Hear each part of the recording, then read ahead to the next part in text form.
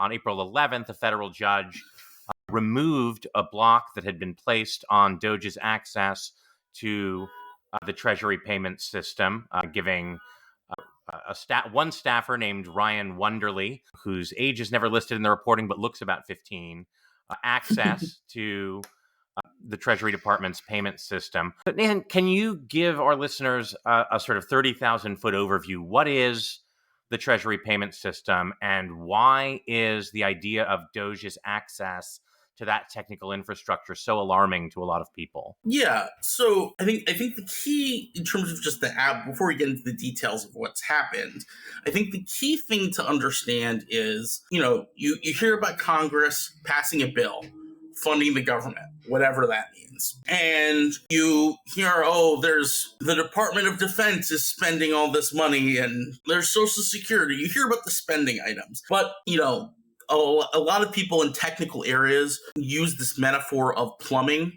for things that most people don't see, but are very integral to them living their daily lives.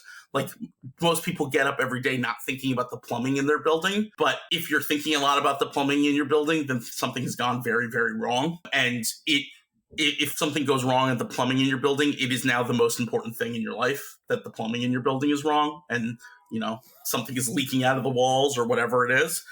And so people go to this metaphor for all sorts of infrastructure that you don't notice, but if it broke, you really, really, really would notice. And the payments that agencies make run through a system that's very much like this. That is one of the most important, quote unquote, plumbing infrastructures that you don't know about, but once it really starts breaking, you will know. And that is essentially this payment system. There's a bureau in the Treasury called the Bureau of Fiscal Service.